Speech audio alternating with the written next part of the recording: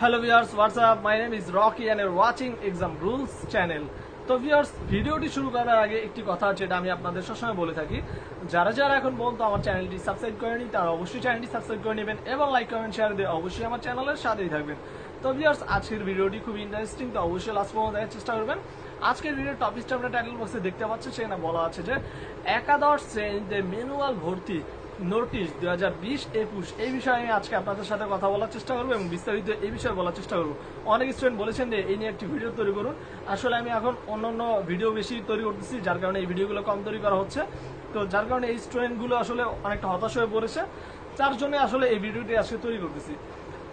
তো viewers, video শুরু করার আগে তো একটি কথা আবারও বলি, সেটা হচ্ছে যারা চ্যানেল একদমই নতুন বা চ্যানেলটি সাবস্ক্রাইব করেনি তারা অবশ্যই চ্যানেলটি সাবস্ক্রাইব করে পাশে থাকবে।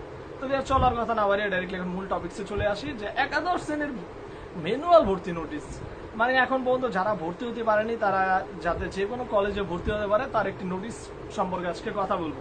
তো আপনারা অলরেডি জানেন যে 3টা জায়গায় অলরেডি নোটিশ প্রদান করা হয়েছে এবং বের হয়েছে 3টা জায়গায়। এক হচ্ছে দিনাজপুর বোর্ড, 2 হচ্ছে চট্টগ্রাম বোর্ড, 3 নাম্বার আর একটা কি বোর্ড ছিল ভুলে গেছি। যাই হোক, 3টা বোর্ড অলরেডি পাবলিশ হওয়ার কথা, পাবলিশ হয়েছে 3টা বোর্ড। আমি জানি আমার চ্যানেলেও দেওয়া আছে, আপনারা কমিউনিটি ট্যাবে পেয়ে যাবেন, অথবা এই নিয়ে একটা ভিডিও তৈরি করা আছে, সেখানেও দেখতে পারেন।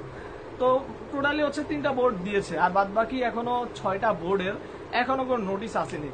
তো এর কারণে আসলে যেসব স্টুডেন্ট এখনো ভর্তি হতে পারেনি তারা আসলে খুবই চিন্তিত। তারা চিন্তিত এমনই যে তারা সবসময় কোশ্চেন করে, ভাই আমরা কি ভর্তি হতে পারবো, ভাই এই বছর যদি ভর্তি হতে না পারি তাহলে কি 1 বছর গ্যাপ যাবে। অনেক অনেক পরিসংখ্যান আপনাদের এই বিষয়ে বলতে গেলে।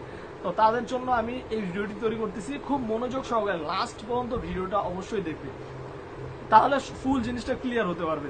সবার ফার্স্টে বলি যে তোমাদের অনেকের কোশ্চেন যে ম্যানুয়াল ভর্তি নোটিশটা কবে দিবে। তো সবার ফার্স্টে বলি, ম্যানুয়াল ভর্তি নোটিশটা আপনারা পেয়ে যাবেন এই উইক আর সামনের উইকের মধ্যে, মানে নেক্সট উইকের মধ্যে আপনারা সব ধরনের সব কলেজের যে ম্যানুয়াল নোটিশগুলো আছে সেটা নেক্সট উইকের ভিতর পেয়ে যাবেন, এটা আশা করা যাচ্ছে। অলরেডি 3টা ছেড়েছে এবং এই অক্টোবরের ভিতরে সবগুলো ম্যানুয়াল নোটিশ পেয়ে যাবেন আপনারা। কনফার্ম ডেট এই অক্টোবরে আজকে কত তারিখ, আজকে মানে 12-13 তারিখ হবে।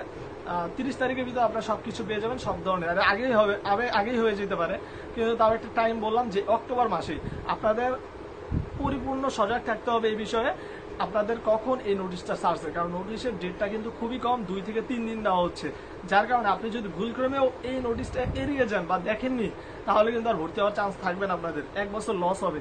সেই জন্য বলতেছি প্রতিদিনই বিভিন্ন ওয়েবসাইট খুঁজুন, একমাত্র আমার চ্যানেল না, আমার চ্যানেল আমি মাঝে মাঝে দিতে ভুলে যাই, সেই জন্য বলি অবশ্যই যদি কমেন্টে মনে করে দেন তাহলে সেই বিষয়ে আমি একটু খোঁজ খবর নিই।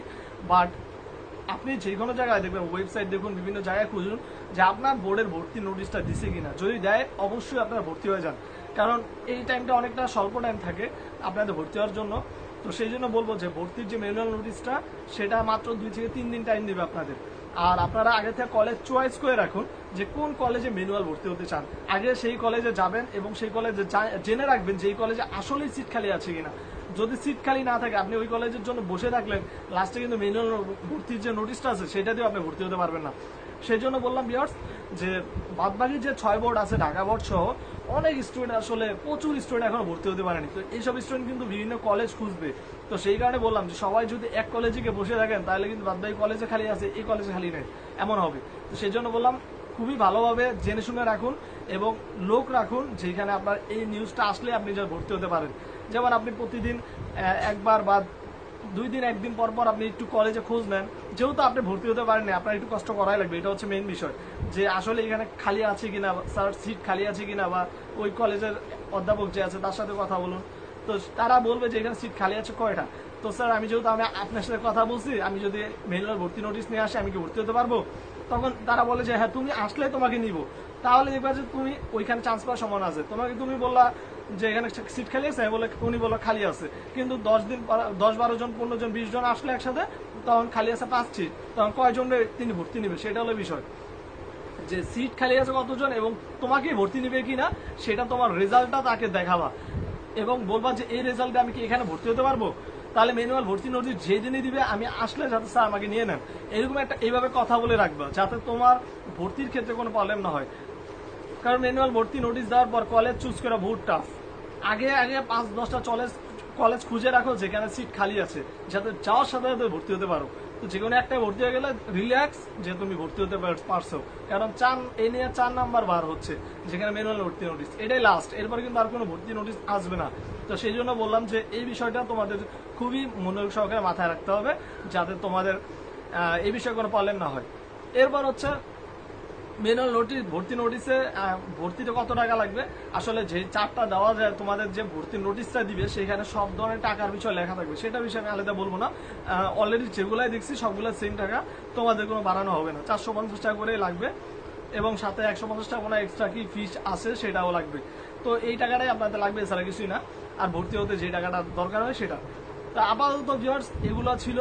এরপরে যদি কোনো সমস্যা থাকে সেটা জানাবেন। আমি নোটিশের কথাটাই মেনলি আমি এই ভিডিওতে উল্লেখ করতে চাচ্ছিলাম, যে এই অক্টোবরের ভিতরে আপনাদের সবার নোটিশ দিয়ে দিবে, সেটা যে কোনো বোর্ড হোক, সিলেট বোর্ড বলো, যশোর বোর্ড বলো, ঢাকা বোর্ড বলো, যে কোনো বোর্ড এই ইয়ার ভিতর। সরি, 3টা বোর্ড বলছিলাম, আর একটা হচ্ছে কুমিল্লা বোর্ড। কুমিল্লা বোর্ডের নোটিশ দিছে, দিনাজপুর বোর্ডের নোটিশ দিছে, এবং কালকে রাতে দিছে চট্টগ্রাম বোর্ডের নোটিশ। বাদ বাকি যেসব বোর্ডগুলো বাকি আছে সবগুলো বোর্ডের এই মাসের ভিতরেই নোটিশ দেওয়া হবে। তো সবাই একটু সজাগ থাকুন এবং আপনাদের বিস্তারিত ভাবে জানার জন্য বিভিন্ন জায়গায় খোঁজাখুঁজি রাখুন।